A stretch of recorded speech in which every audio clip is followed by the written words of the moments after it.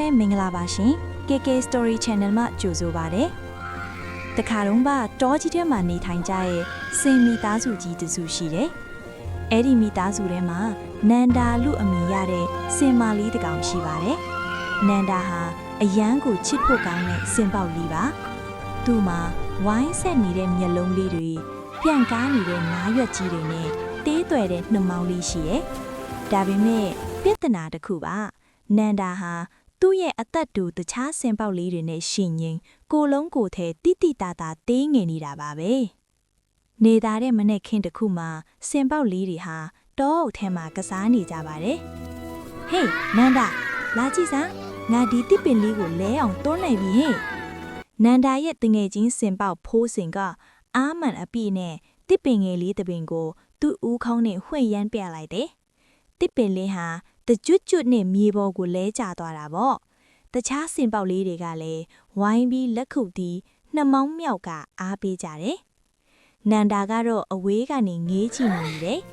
သူလည်းဖိုးစင်လိုလှုပ်ချင်တာပေါ့သူဟာတစ်ပင်ငယ်လေးတစ်ပင်နားကိုတိုးသွားပြီးအားကုန်တုံးပြီးတွန်းကြည့်တယ်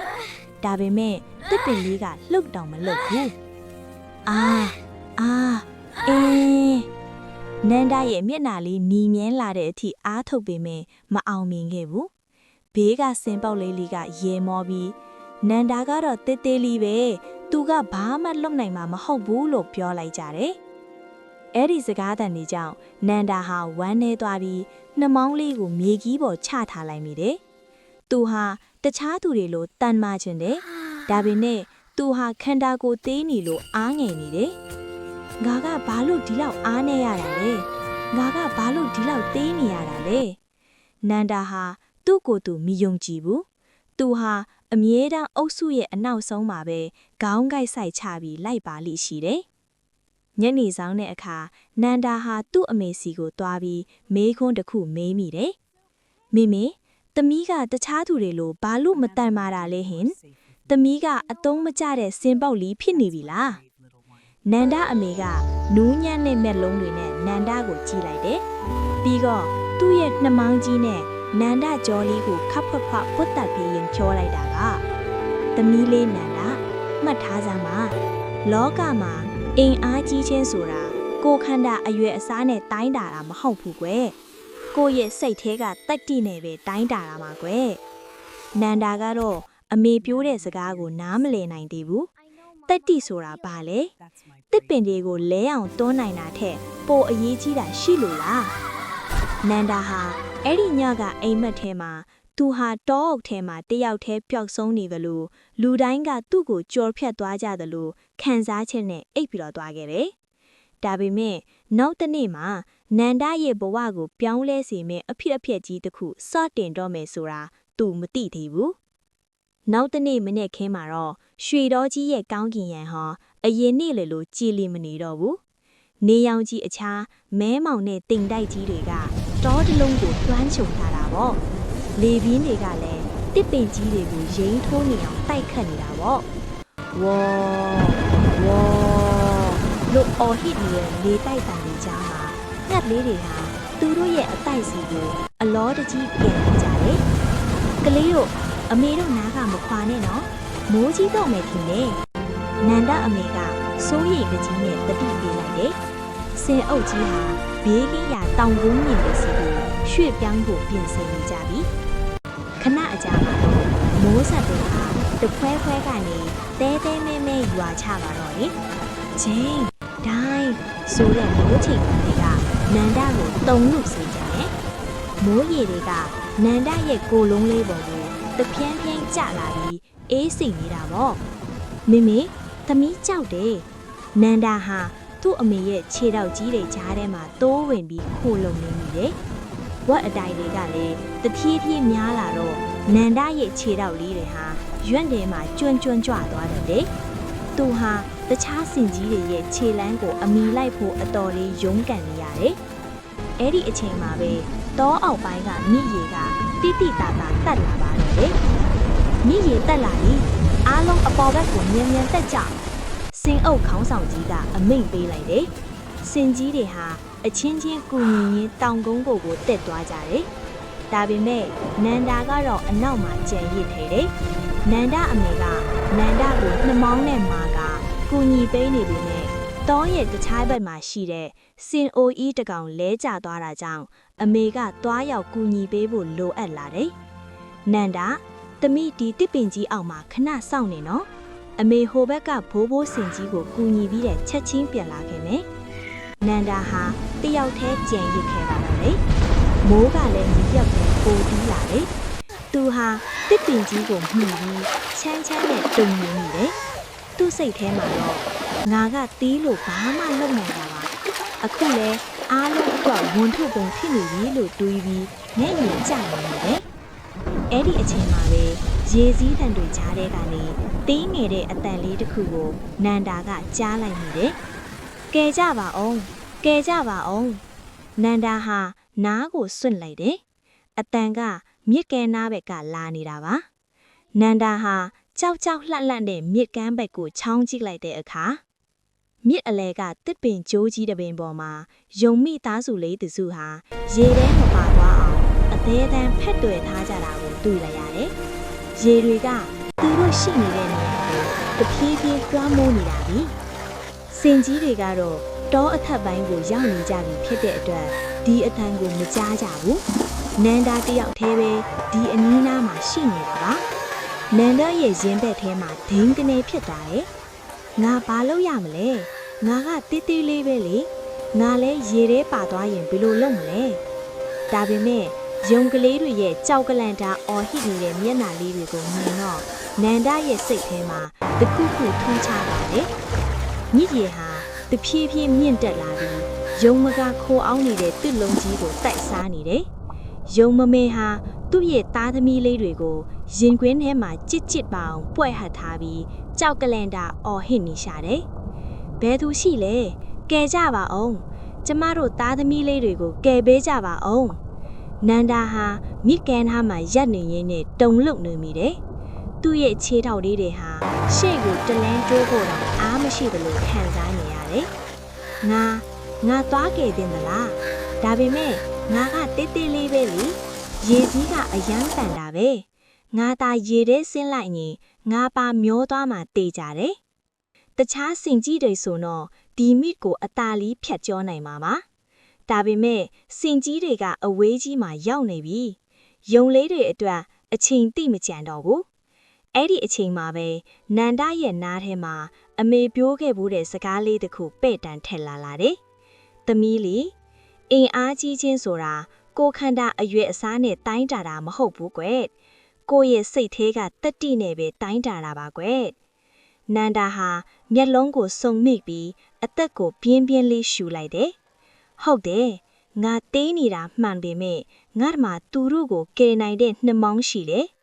ငါ့မှာသူတို့ကိုကူညီခြင်းတဲ့စိတ်ရှိလေလို့သူကိုယ်သူတတိပေးလိုက်တယ်နန္ဒာဟာကြောက်စိတ်ကိုအောင်အီးပြီးမြစ်ကန်သားကိုဖြည်းဖြည်းချင်းတိုးသွားတယ်ရွင့်ဖွက်တဲမှာခြေထောက်ကိုခိုင်ခိုင်နင်းပြီးရေထဲကိုပထမဦးဆုံးခြေလိုင်းတစ်လိုင်းချလိုက်တယ်သူ့ရဲ့ခြေလေးချောင်းလုံးကိုရေအောက်မှာမြင်းမှန်အောင်အားဆိုင်ပြီးနင်းလိုက်တယ်ယုံလေးတို့မကြောက်နဲ့နော်ငါလာနေပြီနန္ဒာအားကုန်အော်ပြောလိုက်တယ်ယုံလေးတွေကနန္ဒာကိုမြင်တော့မျောလင်းချက်မျက်လုံးလေးတွေနဲ့ကြည့်ကြတယ်နန္ဒာဟာရေစည်းကိုအန်တူပြီးတက်လုံးကြီးရှိတာကိုတရွေ့ရွေ့တိုးသွားတယ်သူဟာသူ့ရဲ့စိတ်ထဲကိုခိုင်ခိုင်ထားပြီးရှေ့ကိုပဲကြည့်တယ်နောက်ဆုံးမှာတော့နန္ဒာဟာယုံလေးတွေရှိတဲ့တက်လုံးသားကိုရောက်သွားပါပြီမြစ်အလဲကတစ်လုံးကြီးနားကိုရောက်တဲ့အခါရေစည်းကပိုပြီးတန်လာတယ်။ရေတွေက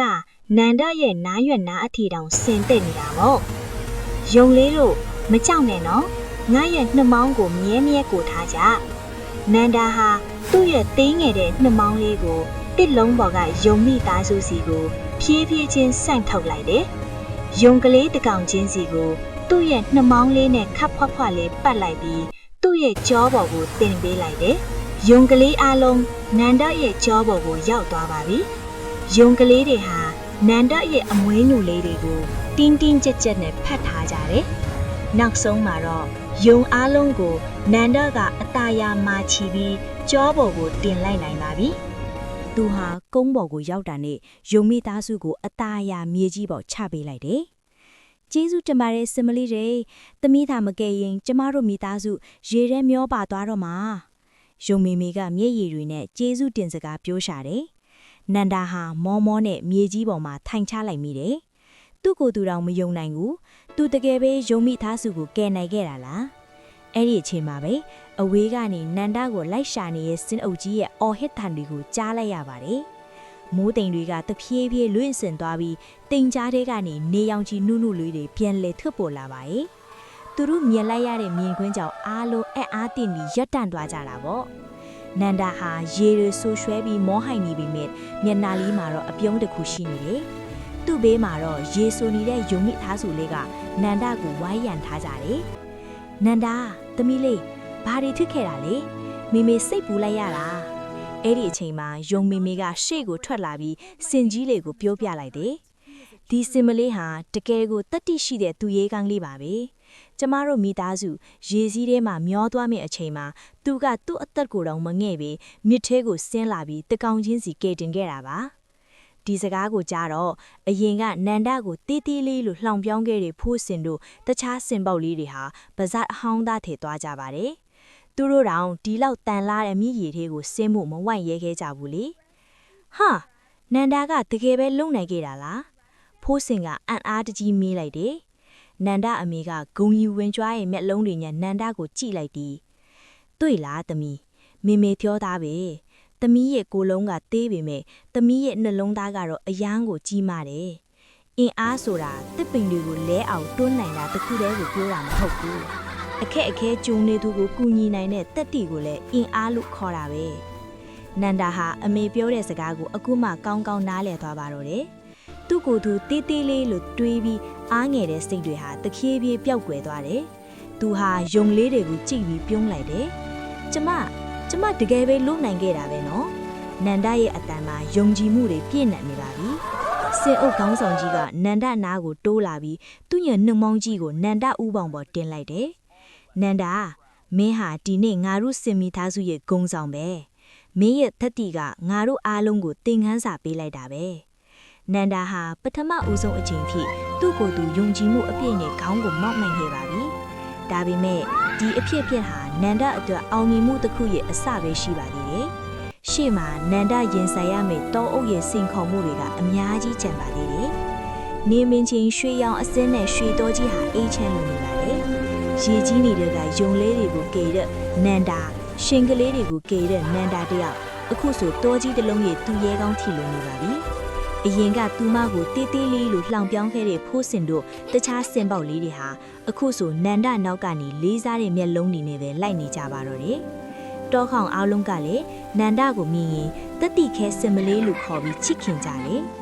ညာရောက်တဲ့အခါလာမင်းကြီးထိန်ထိန်တားနေတဲ့အချိန်မှာနန္ဒာဟာအမေဘေးမှာယုံကြည်မှုအပြည့်နဲ့လှဲလျောင်နေပါတယ်။သမီးလေးနန္ဒာ